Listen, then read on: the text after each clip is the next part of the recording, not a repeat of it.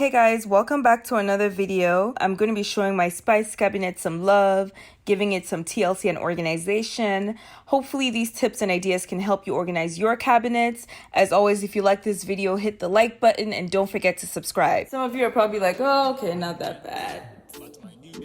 I got these from the Container Store, and I will link every single thing in the description box. Essentially, I wanted to give the vibe of, you know, like the tiers. So I'm gonna put one on one shelf and then the other one on the other shelf. I also got these, but these I got from Amazon. They're glass spice jars essentially. So I'm gonna pour all my spices in here. Anything I do, she give me in. At the time, but I'm mighty. Every day she sugar mighty. My baby. That's it, that's everything. So this is what it's supposed to look like. We're gonna try to make it from this to this. And the excess, you see how I have like the big ones that are not gonna fit in one small jar? I'm going to put the excess one inside my overstock basket that's in my pantry. Okay, I have to wash these first, so I'll be back. Some of the items that I ordered didn't arrive in time, so I ended up having to film the rest of this video on a later date. I realized I didn't have a funnel to pour without spilling, so I made one using this old Comcast bill.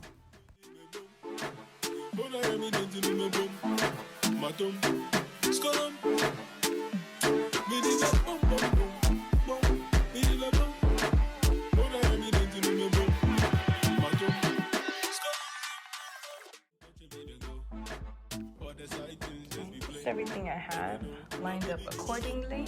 Now for the most important part, which is labels. If you don't have labels, you're wasting your time. Just forget it, scrap the project, just stop. My label maker is finally here. I get to organize, label things. I mean, this is just God sent. I feel like my day is made, my week is made. This is my label dance.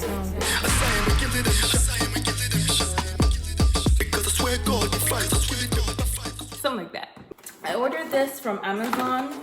Took a little longer to come considering I'm a time member. So I specifically bought black label tape because I want everything that goes on here to be black. It's uniformity, boom. This is the tape I ordered to go with the label maker. If you like this video, don't forget to smash the like button and make sure you subscribe.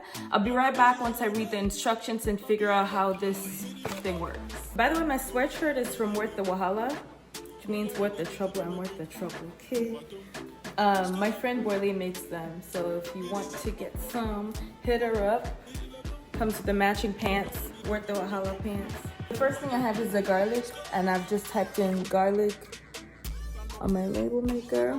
You can select the font that you want, size, whether you want it bold or italic. So I'm just doing basic, I think it's Helsinki. Ta-da! And it also has a cut function. Cut. Nice and neat. We have garlic! Okay. What do y'all cook with rosemary? Because, I don't know, honestly, I have it here, but sometimes I just throw it into stuff, throw it into stew.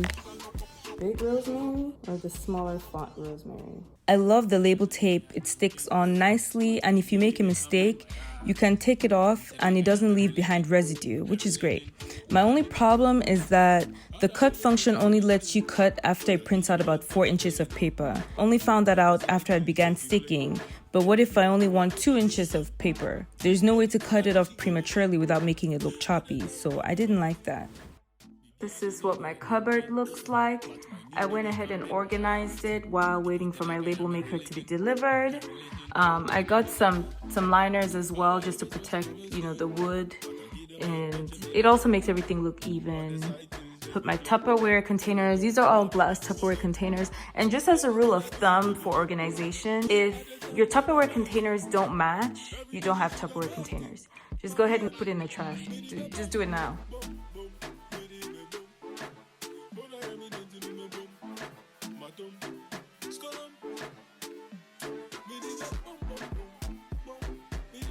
Final look. Look at how pretty that is. Oh wow, like that's very organized spices you actually use. Just really nice and neat. Thank you guys for tuning in. If you like this video, don't forget to subscribe. I'll see you guys at my next video.